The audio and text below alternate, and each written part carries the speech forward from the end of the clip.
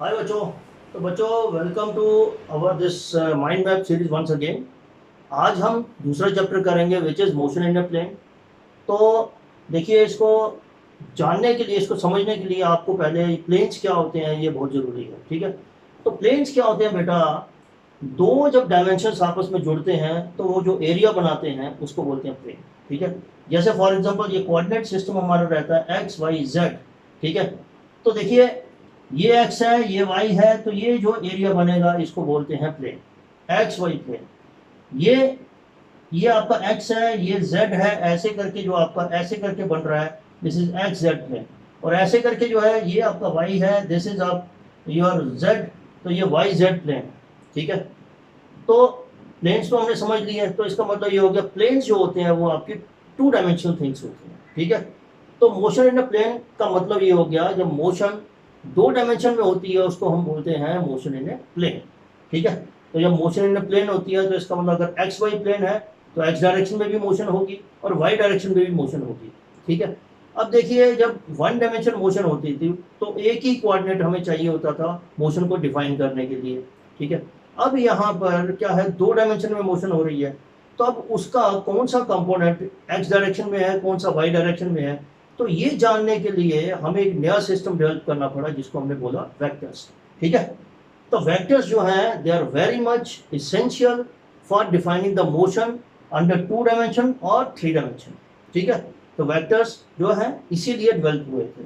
ठीक है, अभी इसकी example motion in a plane की देखिए, प्रोजेक्टाइल मोशन है, ये एक्स और वाई में ही है, ऐसे करके मोशन होती है। ठीक है, इसीलिए ये टू डायमेंशन है या मोशन इन अ प्लेन है। मोशन इन ए सर्कल यहाँ भी देखिए आप, ये एक्स और वाई है। ठीक है, तो दो ही डायमेंशन में मोशन हो रही है, तो this can also be example of motion in a plane. ठीक है, अब टू डायमेंशनल मोशन में किसी पार्टिकल की पोजीशन जानने के लिए मेरे को डिफाइन करना पड़ेगा पोजीशन वेक्टर। ठीक है, पोजीशन वेक्टर क्या होता है, ये पॉइंट है अगर, तो ओरिजिन से एक मैं लाइन खींचूं इस डायरेक्शन में, ठीक है, तो इसको बोलते हैं पोजीशन वेक्टर। ठीक है, आर से डिनोट किया जाता है, कैप है इसका मतलब वेक्टर है। अब देखिए ये यहाँ है तो इसका मतलब एक एक्स कोऑर्डिनेट होगा, इसका वाई कोऑर्डिनेट भी होगा, क्योंकि ये यहाँ तभी पहुंचेगा जब इधर भी चलेगा ऊपर भी चलेगा। ठीक है, तो जो एक्स कोऑर्डिनेट होता है उसके साथ हम यूनिट वेक्टर कौन सा लगाते हैं, आई। देखिए वेक्टर्स में अगर आपको कोई कंफ्यूजन है तो हमारा एक वेक्टर का एक पूरा का पूरा लेक्चर है उसमें, मतलब देयर आर डिफरेंट लेक्चर्स। ठीक है, पूरा वेक्टर उसमें कवर किया हुआ है। ठीक है, तो उसको आप रेफर कर सकते हैं, लेकिन थोड़ा सा मैं बता दूं कि एक्स वाई जेड सिस्टम में जो आपका यूनिट वेक्टर होता है, यूनिट वेक्टर क्या होता है, जो डायरेक्शन दिखाता है। तो एक्स डायरेक्शन में जो यूनिट वेक्टर डायरेक्शन दिखाता है उसको आई बोलते हैं, वाई में क्या होता है जे होता है, और जेड में क्या होता है के होता है। ठीक है, तो ये टू डायमेंशन है तो इसमें आई और जे ही होगा। ठीक है, तो आर को हम क्या कर सकते हैं, हम ये बोल सकते हैं कि ये आर जो है टू डायमेंशन में it is some of two components, एक एक्स और एक वाई। ठीक है, तो इसको ऐसे लिख सकते हैं एक्स आई वाई जे। tan थीटा अगर निकालना हो तो क्या होता है, ये अगर ये वाली ट्राइंगल आपकी है, ये परपेंडिकुलर है, ये भी बेस है, तो ये y है, ये x है, तो y अपॉन x जो है आपका tan थीटा हो जाता है। एक क्वेश्चन है कि ये आपको x दिया हुआ है 80, y is equal to B T. ठीक है, इसमें अगर आपको डेल्टा आर निकाल मतलब सॉरी आर निकालना है, ठीक है, पोजीशन वेक्टर निकालना है, तो कैसे करेंगे, x कंपोनेंट के साथ i लगाएंगे, y कंपोनेंट का j लगाएंगे। x कंपोनेंट क्या है आपका 80, y कंपोनेंट क्या है bt, तो ये हमने कर दिया। ठीक है, tan थीटा क्या होता है y अपॉन x, y क्या है bt, x क्या है 80, y अपॉन x क्या bt अपॉन 80, bt कट गया b अपॉन a। ठीक है, तो ये था कि हमने अगर किसी ऑब्जेक्ट की जो है पोजीशन जाननी है। अब देखिए ऑब्जेक्ट अगर एक पोजीशन से दूसरी पोजीशन पे मूव करता है तो उसको क्या बोलते हैं, डिस्प्लेसमेंट। ठीक है, तो उसको जानने के लिए जो वेक्टर होता है उसको बोलते हैं डिस्प्लेसमेंट वेक्टर।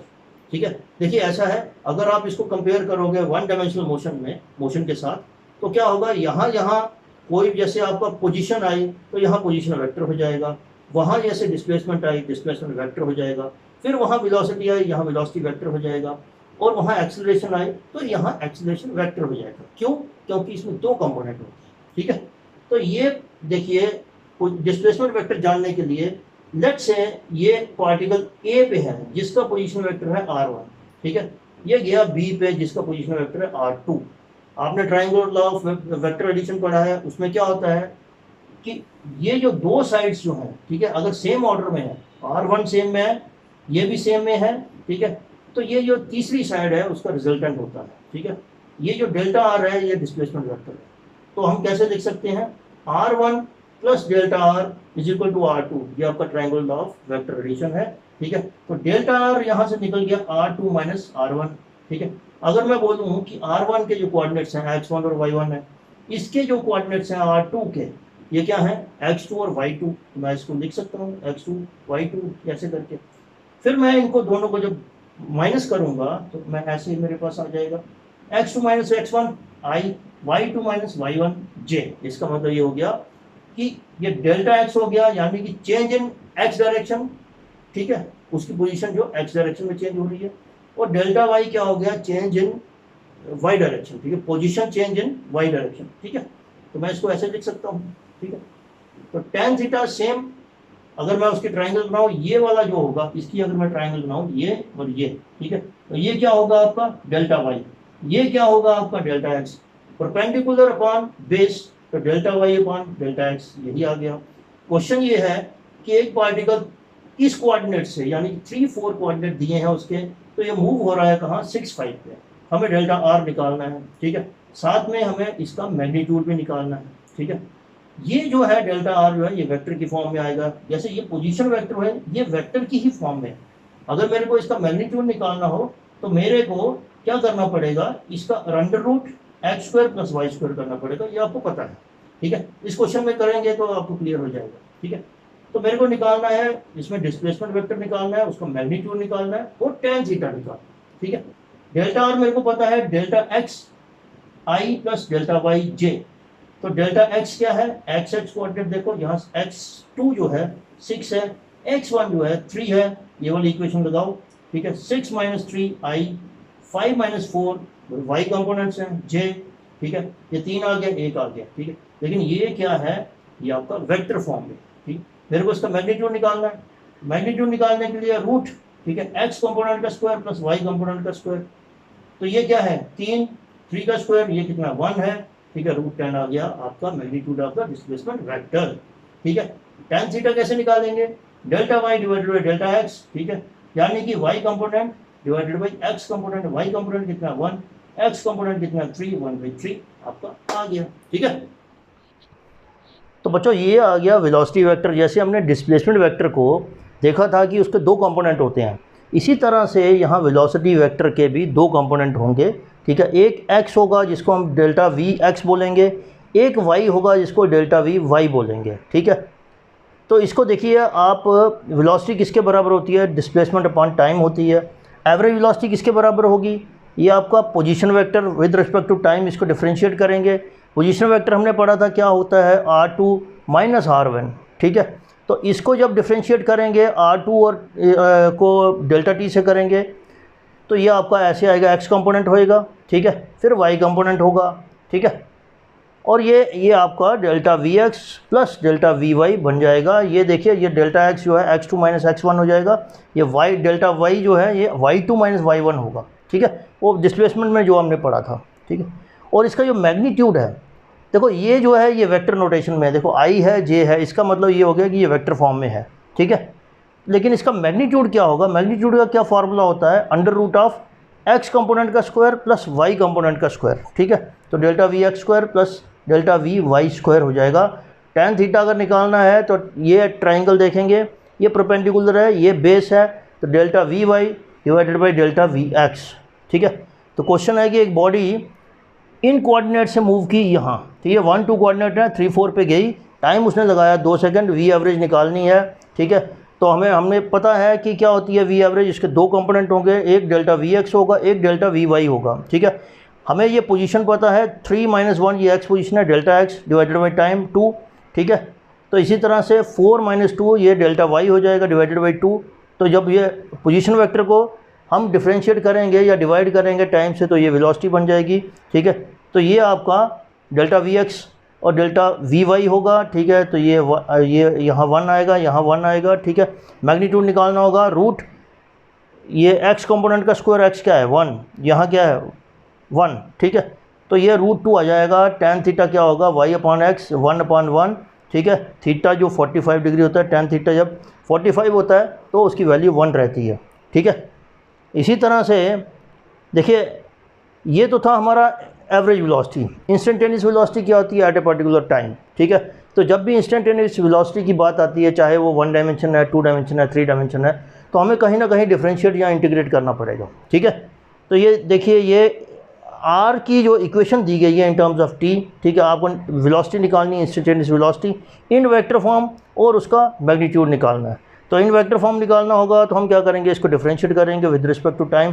टी चला जाएगा, 2 हो जाएगा, 2 इधर आ जाएगा 6 टी, तो ये हो जाएगा, ठीक है।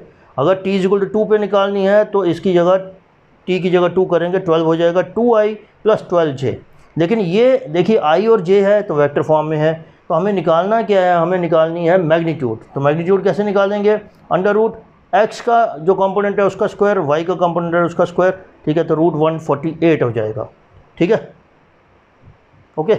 अब इसी तरह से एक्सेलरेशन वेक्टर जो रहता है कि इसके भी 2 कंपोनेंट होंगे। अगर 2 डायमेंशन है, 3 डायमेंशन मोशन होगी तो उसमें 3 कंपोनेंट होंगे, ठीक है। तो एक्सेलरेशन किसके बराबर होती है? Change in velocity divided by time taken, ठीक है। एवरेज वेलोसिटी क्या होती है? उसका भी 2 कंपोनेंट होंगे, delta Vx y delta t। तो ये आपका AXI हो जाएगा, ये आपका AY हो जाएगा, ठीक है। उसके जो मैग्नीट्यूड होगा, देखिए ये I है और J है, इसीलिए ये वेक्टर फॉर्म में है। इसका मैग्नीट्यूड क्या होगा एवरेज एक्सेलरेशन का? x कंपोनेंट का स्क्वायर, y कंपोनेंट का स्क्वायर, ठीक है। tan थीटा क्या होगा आपका? वही AY डिवाइडेड बाई AX, ठीक है। इंस्टेंटेनियस वेलोसिटी क्या होगी? इंस्टेंटेनियस एक्सेलरेशन क्या होगी? ये आपका इसका डिफरेंशिएट कर देंगे तो ये इंस्टेंटेनियस एक्सेलरेशन हो जाएगी, ठीक है। क्वेश्चन आई ऐसे, वेलोसिटी दी है, 2 वेलोसिटीज दी हैं। देखिए, जब भी चेंज इन वेलोसिटी होता है तो एक्सेलरेशन होती है, ठीक है, विद रिस्पेक्ट टू टाइम। तो ये फाइनल वेलोसिटी ये है, इनिशियल वेलोसिटी ये है, टाइम आपको दिया है, ए एवरेज निकालनी है, ठीक है। ए एवरेज के लिए हमें क्या चाहिए? डेल्टा Vx चाहिए divided by delta T, delta Vy चाहिए डिवाइडेड बाई डेल्टा टी, ठीक है। तो डेल्टा Vx क्या होगा? ये x कंपोनेंट है 6 - 3 delta Vx divided by time, ये 5 - 4 delta Vy divided by time, ठीक है। तो ये कितना हो जाएगा? 3/2। तो ये आपका ये 3/2i + 1/2j, ये हो जाएगा एवरेज एक्सीलरेशन का वेक्टर फॉर्म में जो आंसर रहेगा, ठीक है। तो इसका अगर मैग्नीट्यूड निकालना होगा तो इसको रूट करके 3/2 का स्क्वायर करेंगे, 1/2 का स्क्वायर करेंगे तो वो आंसर आ जाएगा। tan थीटा क्या होता है? AY/AX। AY क्या है यहाँ? 1/2 डिवाइडेड बाई 3/2, तो 1/3 हो जाएगा, ठीक है। एक और क्वेश्चन है इसमें कि R जो दिया है, पोजीशन वेक्टर दिया है, इन टर्म्स ऑफ टाइम दिया है। इसका मतलब ये हो गया कहीं ना कहीं हमें इंस्टेंटेनियस वैल्यूज़ फाइंड करनी है, ठीक है। तो निकालना क्या है हमें? VT निकालना है, AT निकालना है, t = 1। VT निकालना होगा, इसको डिफरेंशिएट करेंगे और t = 1 पुट कर देंगे, आंसर आ जाएगा, ठीक है। हमें वेक्टर फॉर्म में भी निकालना है और मैग्नीट्यूड भी निकालना है। तो वेक्टर फॉर्म में क्या होगा? dr/dt होगा, ठीक है। इसको डिफरेंशिएट करोगे तो t की जगह 1 पुट करोगे तो ये आपका आ जाएगा। ये x कंपोनेंट है, ये y कंपोनेंट है, लेकिन ये क्या है? वेलोसिटी, ठीक है। अब वेलोसिटी जो है इंस्टेंटेनियस वेलोसिटी होगी ये, ठीक है। अब इसका मैग्नीट्यूड क्या होगा? x कंपोनेंट का स्क्वायर, y कंपोनेंट का स्क्वायर, अंडर रूट, ठीक है। तो ये 25 का स्क्वायर रूट हो जाएगा 5, ठीक है। इसी तरह से a क्या होगा? dv/dt। तो ये आपके पास dv आया है, ठीक है। इसको इसको डिफरेंशिएट करेंगे तो 4 बच जाएगा आपका, ठीक है। तो ये 0 कंपोनेंट होगा i का। 4 किसके साथ बचा है? ये 4t के साथ बचा है, मतलब 4t किसका है? j कंपोनेंट है, ठीक है। तो आपका x कंपोनेंट 0 है, y कंपोनेंट जो है 4 है, ठीक है। तो a का मैग्नीट्यूड क्या होगा? ये होगा अंडर रूट 0² + 4² = √4² का 4 हो जाएगा, ओके। तो बच्चों, ये motion in a plane with uniform acceleration का मतलब ये होता है कि इसमें हम इक्वेशन ऑफ मोशन जो हम पढ़ते थे वो कैसे चेंज हो जाती हैं। तो सिंपल सा ये है कि इसमें आपका वेलोसिटी का भी x कंपोनेंट y कंपोनेंट दोनों रहेंगे, और जो डिस्टेंस है उसका भी, जहाँ डिस्प्लेसमेंट है उसका भी 2 कंपोनेंट रहेंगे, एक्सेलरेशन के भी 2 कंपोनेंट रहेंगे। तो ये जो इक्वेशन है आपकी, ये फर्स्ट इक्वेशन थी, v = v0, ये इनिशियल वेलोसिटी, ये फाइनल वेलोसिटी है, ठीक है। इसका x कंपोनेंट में देखेंगे तो यहाँ ये x कंपोनेंट का जो इनिशियल वेलोसिटी होगी x कंपोनेंट की, और ये ax जो है वो आपका x कंपोनेंट की एक्सेलरेशन होगी। इसी तरह से ये y कंपोनेंट की इक्वेशन रहेगी, और ये डिस्प्लेसमेंट की इक्वेशन है, ये इनिशियल डिस्प्लेसमेंट है आपकी, ठीक है। यहाँ से बॉडी चलती है तो उसी तरह का उसका x कंपोनेंट रहेगा, y कंपोनेंट रहेगा, इसका velocity x component, y component, acceleration x और y। तो इस तरह से इक्वेशंस जो है वो चेंज हो जाएंगी, यानी कि आपकी जो वन डायमेंशन में सिंगल इक्वेशन रहती थी, अभी क्या है वो दो जो इक्वेशंस बन जाएंगी, ठीक है, in terms of X and Y. ठीक है, देखिए एक चीज़ मैं आपको बता दूँ, टू डायमेंशनल मोशन जो होती है बेसिकली वो क्या होती है, एक्स डायमेंशन की मोशन प्लस वाई डायमेंशन की मोशन। यानी कि इसमें क्या कर सकते हैं हम कि एक्स मोशन को, जो एक्स डायरेक्शन की मोशन है उसको सेपरेटली हम डिस्कस कर सकते हैं, वाई को हम सेपरेटली डिस्कस कर सकते हैं। ठीक है, तो यही कुछ करेंगे हम प्रोजेक्टाइल मोशन में। ठीक है, ये है प्रोजेक्टाइल मोशन। प्रोजेक्टाइल मोशन में क्या होता है कि आप बॉडी फेंकते हो ओब्लिकली, यानी कि अगर आप वर्टिकली ऊपर फेंकोगे 90 डिग्री के एंगल पे तो भी प्रोजेक्टाइल नहीं बनेगा, अगर आप बिल्कुल हॉरिजॉन्टली फेंकोगे 0 डिग्री पे या 180 पे तब भी प्रोजेक्टाइल बनेगा नहीं। ठीक है, क्योंकि वो क्या होगा, ये आपकी सिंगल डायमेंशन में मोशन हो जाएगी, ये भी आपकी सिंगल डायमेंशन में मोशन हो जाएगी, ये भी आपकी वन डायमेंशन में मोशन हो जाएगी। ठीक है, तो प्रोजेक्टाइल मोशन के लिए हमें दो डायमेंशन की मोशन चाहिए।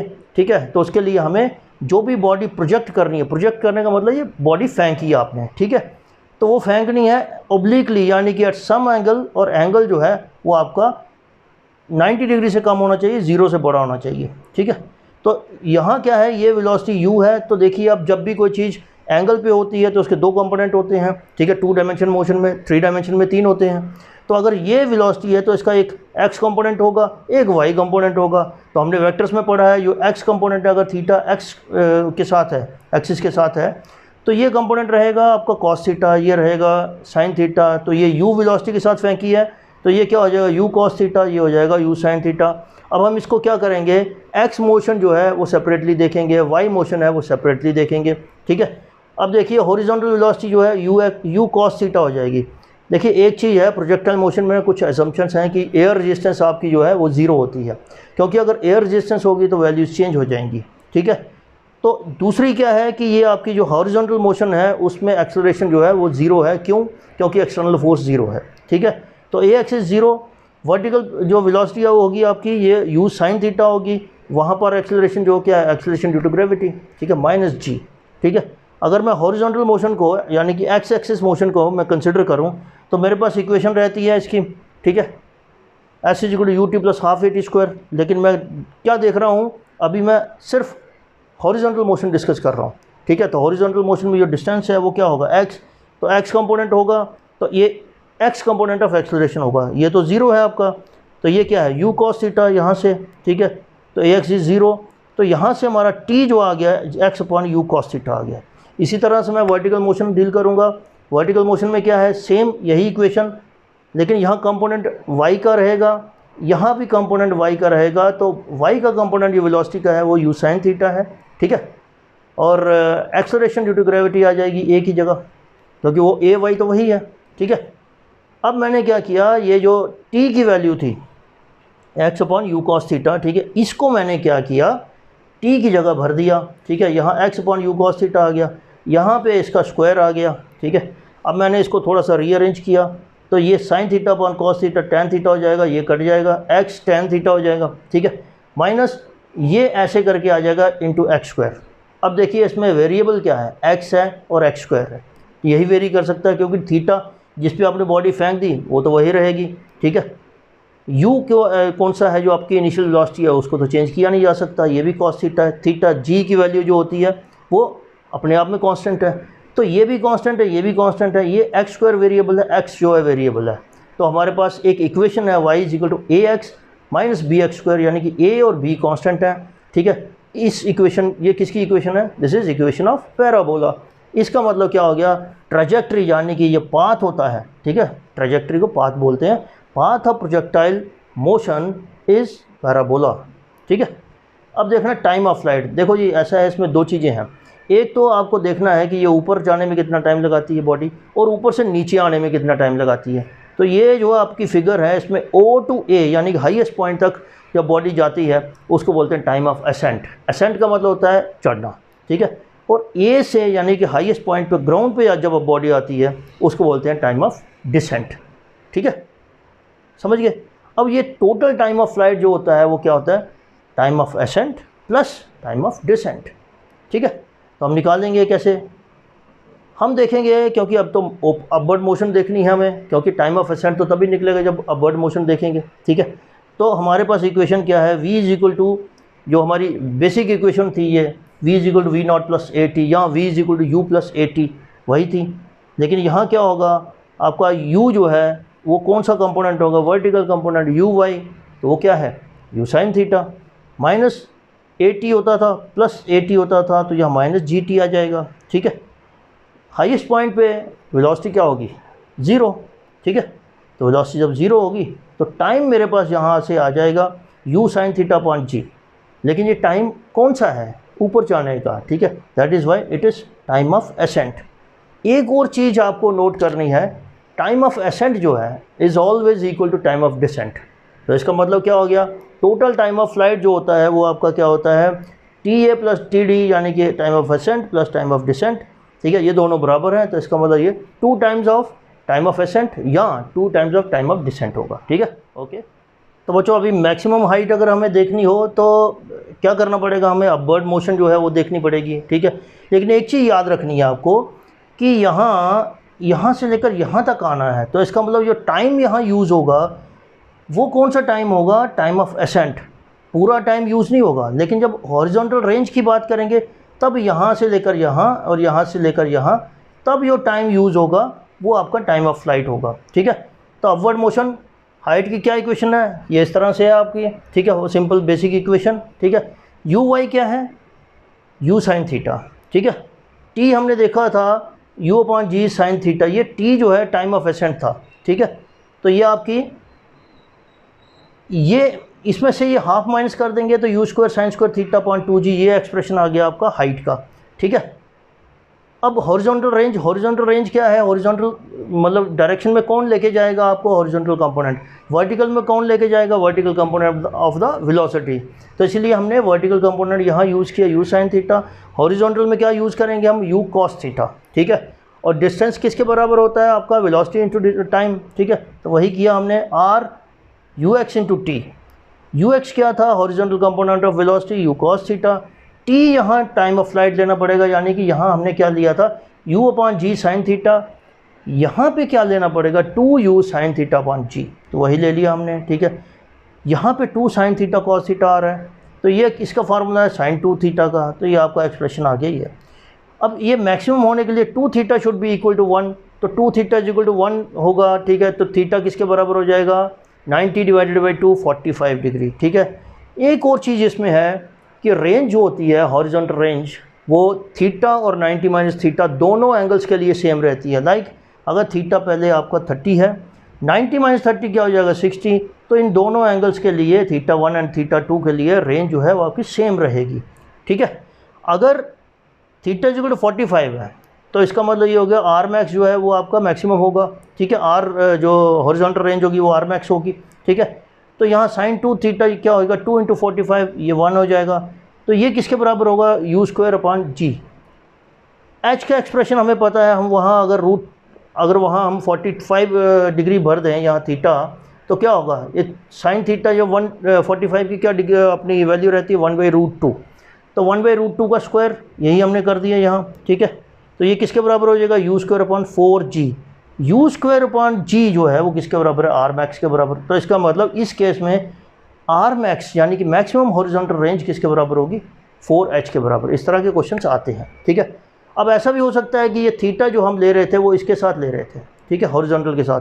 थीटा अगर वर्टिकल के साथ है तो करना क्या है, सारे एक्सप्रेशन में आपको थीटा को रिप्लेस कर देना है किसके साथ, 90 माइनस थीटा के साथ। ठीक है, जैसे आपका टोटल टाइम ऑफ फ्लाइट था वहाँ साइन थीटा था, 90 माइनस थीटा कर दिया थीटा की जगह, तो ये क्या हो गया 2u साइन 90 माइनस थीटा हो जाता है कॉस थीटा। ठीक है, तो ये इसका एक्सप्रेशन चेंज हो गया। इसी तरह से यहाँ भी साइन 90 माइनस थीटा, ये भी एक्सप्रेशन चेंज हो गया, इन टर्म्स ऑफ कॉस आ गया। ये देखने की चीज़ है हॉरिजॉन्टल रेंज जो है भाई अल्टीमेटली क्या होता है, साइन 180 माइनस 2 थीटा हो जाता है। तो साइन 180 माइनस 2 थीटा जो होता है वो साइन ही रहता है। ठीक है, इसलिए हॉरिजॉन्टल रेंज को कोई फ़र्क नहीं पड़ेगा। ठीक है, उसकी मतलब कि वो साइन की टर्म्स में ही रहेगी। इक्वेशन ऑफ पाथ जो है वो भी चेंज हो जाएगा, टैन थीटा होता था हमने रिप्लेस किया 90 माइनस थीटा, वो कॉट थीटा हो गया। ये cos 90 minus theta sine theta हो जाएगा, तो इस तरह की इक्वेशन आपकी चेंज हो जाएगी। ठीक है, तो बच्चों अगर हमें किसी भी पॉइंट पे eight any point of time हमें देखना है कि भाई उस पर वेलोसिटी कौन कौन सी है, तो हमेशा 2 कंपोनेंट रहेंगे। अगर अपवर्ड मोशन है तो कोई पॉइंट लेट्स से ये P थोड़ा हल्का दिख रहा होगा, तो जब अपवर्ड मोशन होगी तो जो वर्टिकल वेलोसिटी होगी वो ऊपर की ओर जा रही है, ठीक है। हॉरिजॉन्टल वेलोसिटी वो हमेशा ऐसे रहेगी, ठीक है, इसकी डायरेक्शन सेम रहेगी। डाउनवर्ड मोशन में वर्टिकल वेलोसिटी जो है वो नीचे की ओर होगी, ठीक है। तो इस केस में अगर मेरे को ये टेंजेंट है तो यानी कि मेरे को ये बीटा निकालना है। बीटा क्या एंगल है? ये वी है, यानी कि resultant of V X and V Y, ठीक है। तो मेरे को बीटा निकालना है तो मैं एक्स और वाई की टर्म्स में निकाल सकता हूँ। यानी कहने का मतलब ये है कि at any point of time V के दो कंपोनेंट होंगे, एक्स होगा वाई होगा। हमने पहले देखा जो एक्स कंपोनेंट है यू कॉस थीटा है, वाई कंपोनेंट जो है वो आपका you sine theta minus G T है, ठीक है। तो ये माइनस इसलिए है क्योंकि आपका जो डाउनवर्ड डायरेक्शन है उसमें माइनस हो जाएगा, ठीक है, अपवर्ड होगी तो उसमें प्लस हो जाएगा, ठीक है।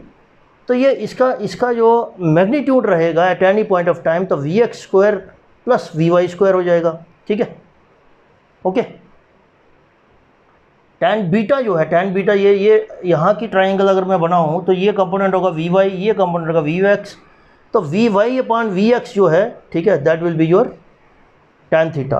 अब इस पॉइंट पे देखिए, ये नीट में क्वेश्चन भी आया था, इस ए पॉइंट पे देखिए वहाँ वेलोसिटी, टोटल वेलोसिटी ज़ीरो नहीं होगी क्योंकि वेलोसिटी जो होती है वो आपके दो कंपोनेंट रहते हैं, ठीक है। वहाँ पे सिर्फ वर्टिकल कंपोनेंट जो वी वाई है वही ज़ीरो होगा, वी एक्स जो है वो ज़ीरो नहीं होगा, ठीक है। That will B you cos theta only, ठीक है, ओके।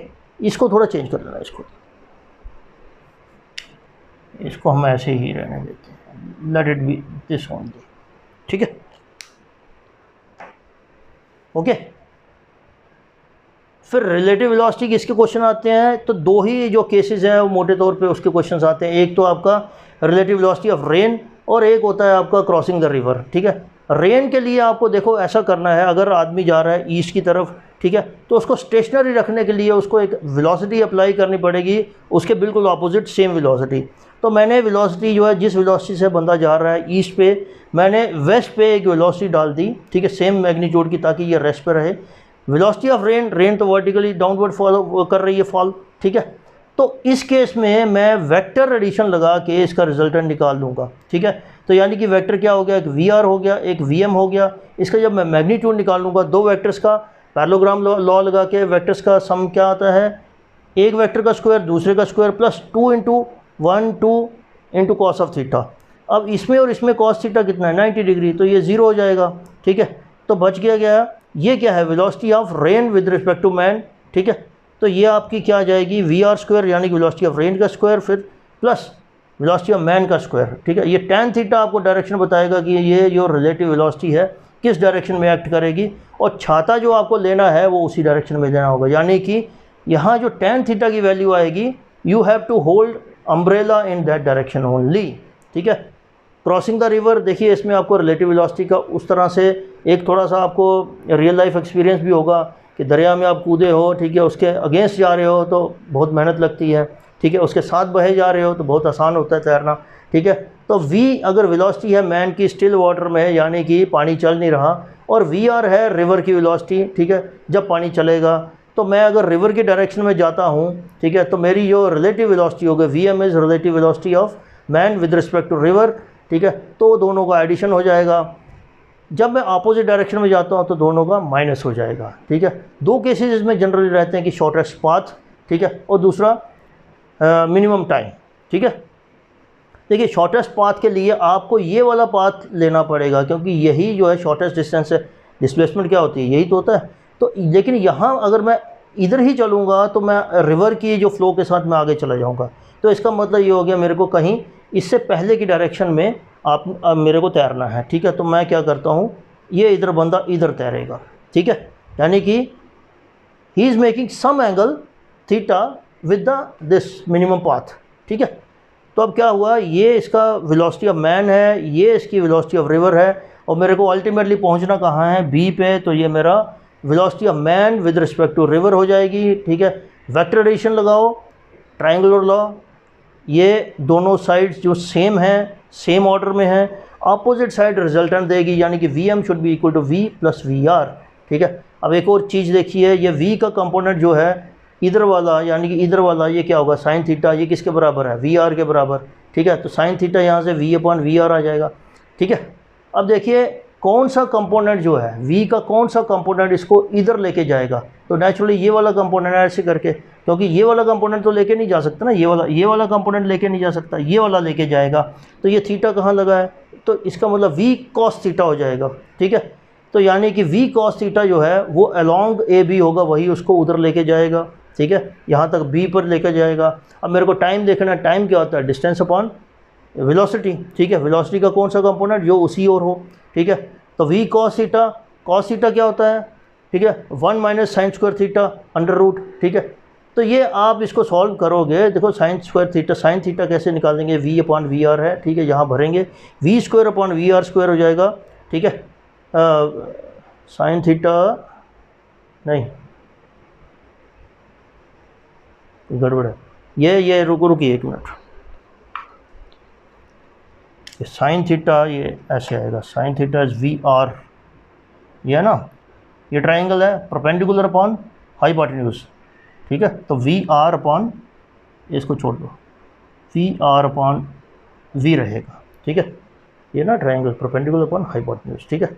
तो ये आपका v square minus v are square आ जाएगा, वी क्या है velocity of man, v r क्या है वेलोसिटी ऑफ रिवर, ठीक है। तो ये कौन सा केस है जब आपको शॉर्टेस्ट पाथ में जाना है, ठीक है। लेकिन अगर आपको मिनिमम टाइम में जाना है, तो मिनिमम टाइम में जाना होगा तो आपको रिवर के साथ फ्लो करना पड़ेगा, ठीक है। तो यानी कि आप जाओगे तो इस साइड, ठीक है, जाओगे तो इस साइड, लेकिन क्या होगा, रिवर आपको धकेल देगा, ठीक है। मिनिमम टाइम पे पहुंचने के लिए आपको सीधा तैरना पड़ेगा, ठीक है।